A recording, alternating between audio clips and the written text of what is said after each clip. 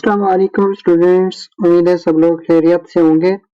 Welcome to my YouTube channel scholarship world. सबसे पहले तो आपसे मेरी रिक्वेस्ट है, अगर आप मेरे यूट्यूब चैनल पर न्यू हैं या अभी तक चैनल को सब्सक्राइब नहीं किया तो काइंडली चैनल को जरूर सब्सक्राइब कर लें ताकि आने वाली हर न्यू स्कॉलरशिप की अपडेट जो है वो आपको मिलती रहे। स्टूडेंट्स, आज का जो हमारा वीडियो का टॉपिक है वो इटली की एक स्कॉलरशिप है।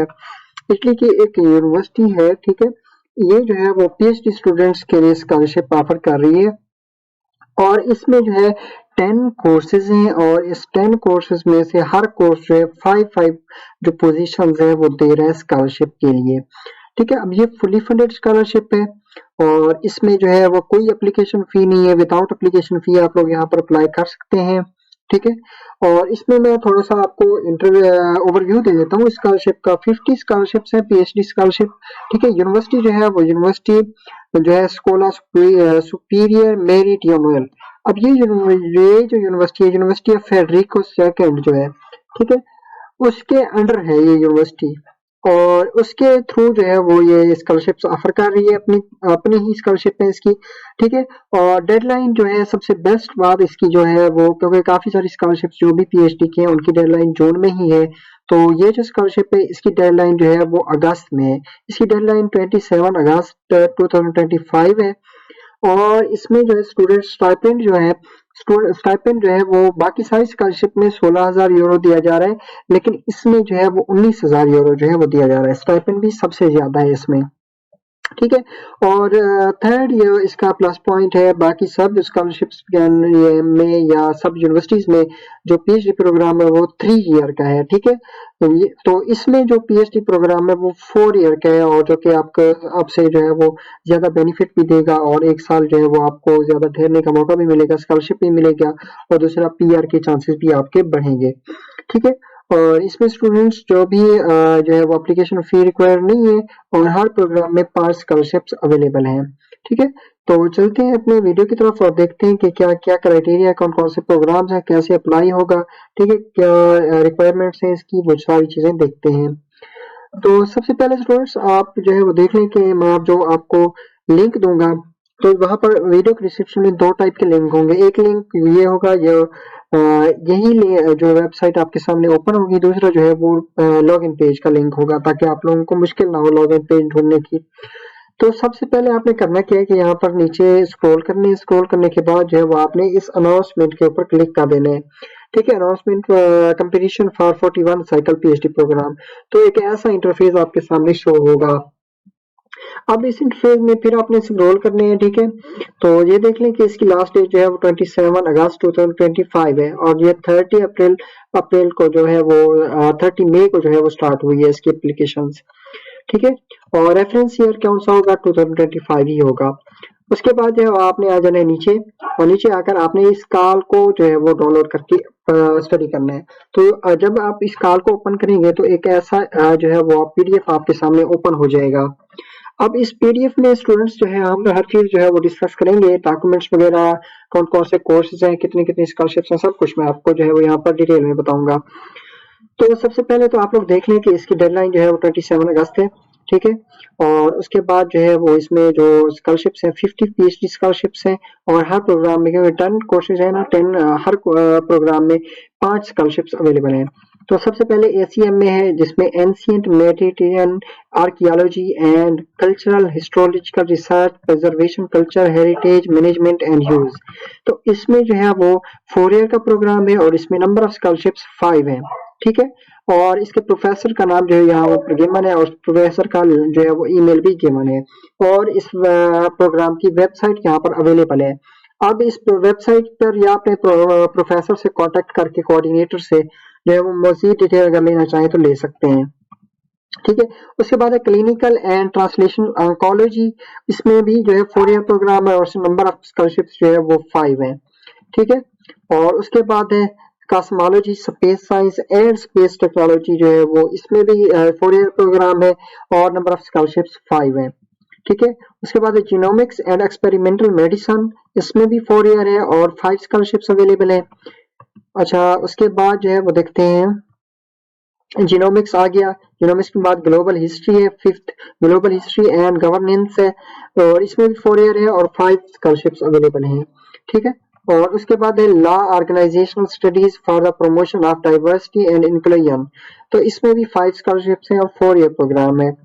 सेवंथ जो है वो mathematical and physical sciences for the advance material and technologies, तो इसमें भी स्टूडेंट्स 5 स्कॉलरशिप्स हैं। मैंने पहले आपको बता दिया था कि सब में जो है वो 5 हर प्रोग्राम में 5 स्कॉलरशिप्स अवेलेबल हैं।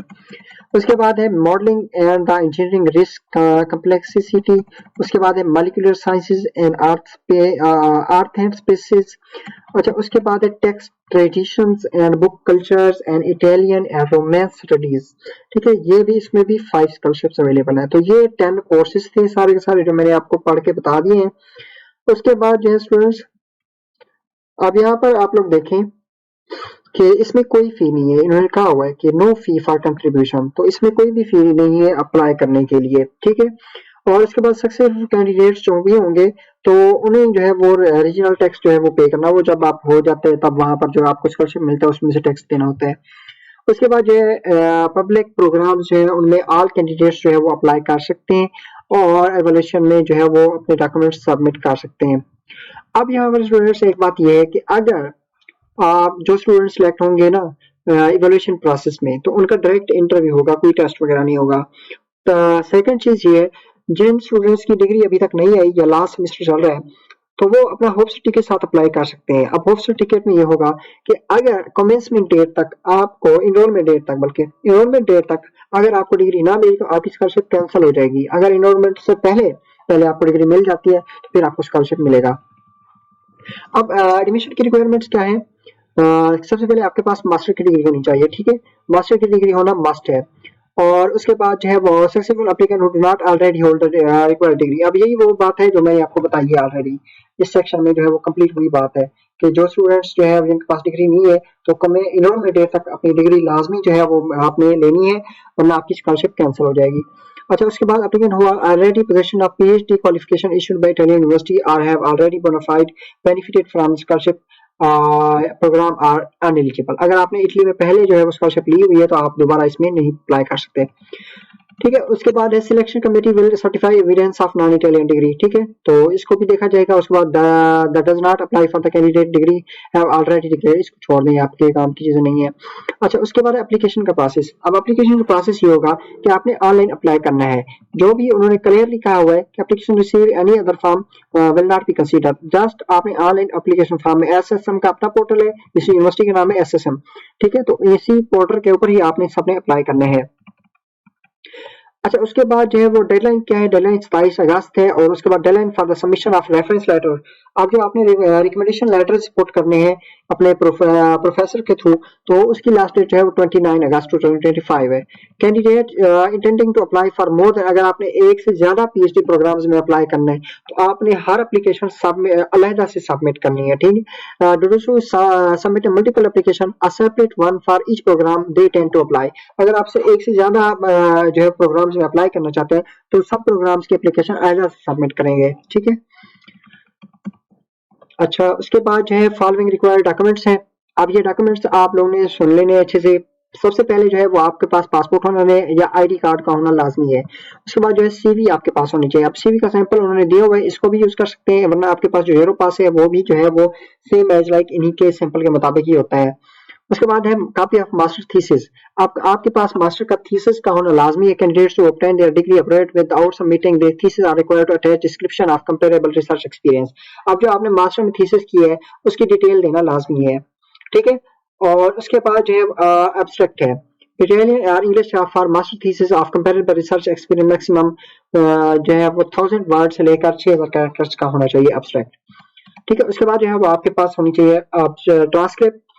अब ट्रांसक्रिप्ट रिकॉर्ड का होना लाजमी है। उसके बाद आपके पास पर्सनल स्टेटमेंट होनी चाहिए जिसमें जो है वो आप बताएंगे अपना रिसर्च इंटरेस्ट और रीजन कि क्यों अप्लाई कर रहे हैं स्कॉलरशिप में।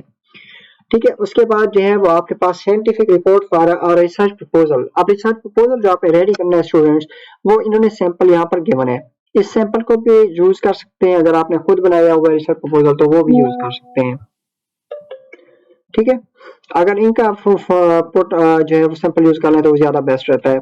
अच्छा, उसके बाद है copy of 3 scientific publication that applicant if available. अगर आपकी कोई पब्लिकेशन है तो जो वो रिकॉर्ड देने हैं, अगर नहीं है तो नो इशू।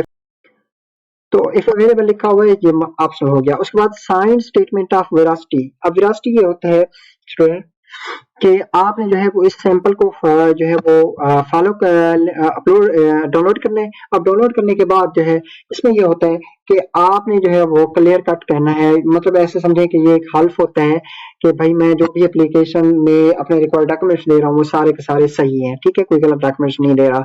बस उसको फिल करके ना आपने एंड पे ऊपर साइन कर देने होते हैं। इसी सैंपल को आपने डाउनलोड कर लेना है, ठीक है। तो ये हो गया। उसके बाद जो है वो during the application procedure applicant में also two scholars written recommendation letters.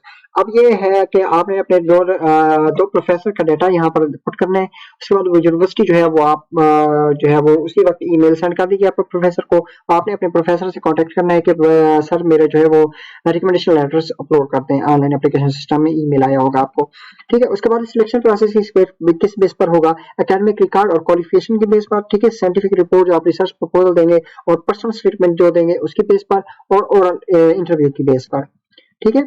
तो ये है इनका सारा का सारा प्रोसेस। और जो है वो आउटकम ऑफ द इवैल्यूएशन, अब list of candidate academic oral interviews. अब जो ओरल इंटरव्यूज की लिस्ट जो सिलेबस इवैल्यूएशन पास कर जाएंगे तो उनको 16 सितंबर 2025 को जो है वो ईमेल आ जाएगा। उसके बाद जो ओरल इंटरव्यू जो है वो 17 सितंबर से 30 सितंबर के दरमियान जो है वो ओरल इंटरव्यूज होंगे। साथ ही कैंडिडेट में भी interviewed by the video conference, Skype से भी हो सकता है, जूम से भी हो सकता है, टीम से भी हो सकता है, ठीक है। तो ये उन्होंने सारा कुछ बताया हुआ है। The selection committee are expected to conclude the selection process. अब 30 सितंबर तक सारा प्रोसेस कंप्लीट हो जाएगा, उसके बाद आपका एनरोलमेंट प्रोसेस स्टार्ट हो जाएगा। अब सिलेक्शन कमेटी का उन्होंने बताया हुआ है, तो इसको देख लें। उसके बाद एनरोलमेंट प्रोसीजर है आपके, आपने एनरोलमेंट करनी है कैसे करनी है। जब आपकी जो है वो सिलेक्शन हो जाएगी उसके बाद एनरोलमेंट का प्रोसेस होता है, ठीक है। तो उसके बाद जो है वो स्कॉलरशिप कितना है। अब स्कॉलरशिप स्टूडेंट्स यहाँ पर देख लें कि मैंने आपको बताया था कि बाकी स्कॉलरशिप्स जो दे रहे होती है ना, तो वो आपको 16,000 यूरो पर ईयर के हिसाब से दे रहे हैं। लेकिन ये जो यूनिवर्सिटी है ये आपको 19,000 यूरो पर ईयर का दे रही है, ठीक है। और 50% आपका इंक्रीज भी होगा हर साल, ठीक है। हाँ, ये आपकी 50% जो इंक्रीज होता है ना, ये आपके परफॉर्मेंस के ऊपर होता है। बाकी इसमें ऐसा कुछ भी नहीं है देखने वाला। अगर कुछ होता तो मैं आपको बता देता। तो चलते हैं अब अप्लाई पे। अब अप्लाई का बटन भी आपको मिल जाएगा वीडियो के डिस्क्रिप्शन में। आप आपने यहाँ पर आना है और लॉगिन करके, अगर जिन स्टूडेंट्स का अकाउंट नहीं है, लॉगिन के ऊपर क्लिक करेंगे तो आपको नीचे जो है वो शो होगा कि न्यू अकाउंट बनाए। ये जैसे शो हो रहा है यहाँ पर न्यू रजिस्ट्रेशन। तो न्यू रजिस्ट्रेशन आपने बना लेनी है। अगर आपने पहले किसी इटली की स्कॉलरशिप पर किया है तो आपका पीका अकाउंट जो है वो अवेलेबल होता है। उसी यूजर नेम और पासवर्ड को यूज करके आप लोग इटली की तमाम स्कॉलरशिप्स में अप्लाई कर सकते हैं। तो मैं जो है वो ये लॉगिन करता हूँ और लॉगिन करने के बाद जो है इसमें सिंपल सा प्रोसेस है, उसी को फॉलो करना है, ठीक है। अब आपने न्यू सबमिशन के ऊपर क्लिक करना है। न्यू सबमिशन में आपने पीएचडी कोर्सेज सबसे पहले चूज करने हैं कि कौन से कोर्स में आप लोग अप्लाई करेंगे। उसके बाद अपनी डिक्लेरेशन देनी है। उसके बाद पर्सनल डेटा, कॉन्टैक्ट डेटा देने हैं। उसके बाद एडमिशन की रिक्वायरमेंट, मतलब कि जो भी उन्होंने एडमिशन की रिक्वायरमेंट्स मांगे हुए उसको फिल करना है, ठीक है। उसके बाद फर्दर डिक्लेरेशन करनी है। उसके बाद आपने सारे के सारे डॉक्यूमेंट्स जो उन्होंने मांगे हुए थे, जो लिस्ट थी डॉक्यूमेंट्स की, वही डॉक्यूमेंट्स अपलोड करने और अपनी एप्लीकेशन को सबमिट कर देना है। उसके बाद जो है स्टूडेंट्स कोई आपने एप्लीकेशन फी नहीं देनी, क्योंकि इस स्कॉलरशिप में और इस यूनिवर्सिटी में कोई भी एप्लीकेशन फी नहीं है। विदाउट एप्लीकेशन फी आपने अप्लाई करना है, ठीक है। फिर भी अगर आपका कोई क्वेश्चन हो तो आप जो है वो कमेंट सेक्शन में या मुझे व्हाट्सएप पर मैसेज करके पूछ सकते हैं। तो मिलते हैं नेक्स्ट वीडियो में।